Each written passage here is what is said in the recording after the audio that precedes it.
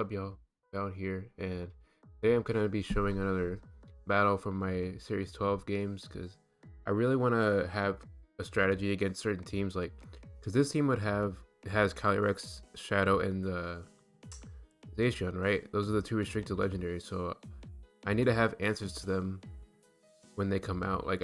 Not only is it like having answers important, but the positioning is important as well, and this is what I'm about to show because uh I wanted to lead off the Sidgewai because he could possibly lead off with Swampert or Calyrex Shadow. That's what I was thinking the two leads are, and the Sidgewai can actually one-shot Calyrex Shadow with Sucker Punch priority, so that's actually really good to know coming in. But he actually leads off with Zapdos here, and this is why I have Rotom in the back, because like I said last video, I want to have a tank that I can switch into so that I can basically make them overcommit their Dynamax, and I can basically use that overcommitment to reverse sweep them, basically reverse the game on them with my own Dynamax. Because I do think a lot of players try to Dynamax early. That's why I've made my strategy like anti-Dynamax pretty much. So as I said, he does Dynamax his Zapdos on the first turn of the game, which isn't really the best thing because I don't really, personally, I'm not a fan of Dynamaxing on turn 1 because you don't really know what they can, like they can literally just switch into something and you'll be screwed, but you're just like kind of guessing that they're not going to have it, but it's not really the best thing to do in my opinion. But he just straight up goes to the Airstream and I'm like, wow, this is not an offensive Zapdos because he only did 30 damage.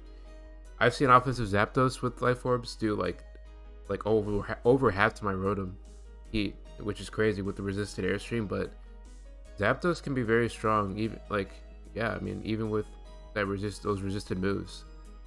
But I'm saving my Decidueye for a potential Calyrex Shadow in the back, and like I said, Rotom can sponge hits and then pivot out to a reverse sweeper. See, this is what I'm doing because I have Rotom with Volt Switch. It's a bulky pivot, and then I have Manny Buzz, a bulky pivot with also U-turn. So basically what I can do with those Pokemon is switch them into Dynamax threats. I can basically, instead of switching in my reverse sweeper and letting it take damage for no reason, why not just switch in those bulky pivots and just pivot right out of them safely. And this is what I want to do. I want to get in my Lucky Rock safely so that I can preserve my Sash for his hit, and I can also Dynamax and Max Rock Ball in this situation because he could just stay in, so I don't want to like go for any other Dynamax move at this moment. And also it just gives me the speed boost for Sand Rush, which is perfect. I love using Sand Rush Lycanroc. Like I've said a million times, I do think it's really good. And I'm very surprised that it's not used as much as it is. It's not. I'd ever even seen, like I've used this thing for like over a year at this point, like on different teams I've had, and I haven't seen a single other person use it. They would just use Lycanroc Dusk mostly. So this is kind of shaky because he does, his Dynamax is gone now because he went for 2 Airstreams and a Lightning. So I'm thinking here, should I go for the Max Knuckle and try to would Max Knuckle kill him and give me an attack boost? I was thinking he was I don't know. He was like offensive, but he was also bulky because he had Life Orb. So I was thinking I would kind of get the kill, but it doesn't work out because it looks like he's got some like defense on there, like some bulk. So that kind of sucks. But with the sand, it's still not enough, and he actually gets a Thunder off, which really sucks. So he's really running powerful Dynamax moves with the defensive Zapdos. That's really unfortunate, but at least he does die to the Life Orb, so I don't have to deal with Zapdos anymore. But it still just really sucks that, yeah. But now we're about to witness the most clutch moment you've ever seen in Pokemon. And that is with Rotom. Now, opponent has Zacian, so I get the positioning right here. I again, people usually like to bring both the restricteds So why not like do this, right? And so I'm just gonna go for the overheat, just hoping he doesn't kill me with close combat.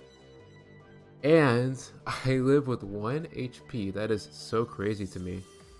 So that means he is a HP invested Zacian, which is so lucky for me because I wouldn't have lived otherwise. He's just a really bulky one, but it doesn't matter because he lowered his HP, or he lowered his defenses with close combat, so overheat will be able to kill him regardless of what he's running. That was absolutely amazing. That just worked out wonders for me right there. So yeah, that's really good. Rotom just clutched that game out. And yeah, Calyrex Shadow in the back, that's perfectly fine with me because I have a Decidueye with Sucker Punch in the back, so even if he has like, he could have Will-O-Wisp and screw me over my on the Sucker Punch, but usually they don't run that. But I could get screwed. There definitely is a possibility that that can happen. I think I've seen like a few of them run Will-O-Wisp, but definitely not the case here because he just is a fully offensive Calyrex. Probably Specs. I think most of them run Specs at this point. So yeah, I'm just gonna bring in Decidueye. I mean, if he Specs, he's locked in, so there's nothing he can do at this point. So yeah, also if he Sash, he's got his Sash broken by the sand, so I'm in a really good position. And the reason why I run Sucker Punch over Shadow Snake is because Sucker Punch is actually stronger. Shadow Snake would stab at 60 base power and Sucker Punch is 70. And sometimes Shadow Snake won't kill, it'll do like 90%, but Sucker Punch is enough to close the gap there. So yeah, that was a great match, and it really showcases the positioning that's really necessary to win these matches. So yeah, I hope y'all enjoyed.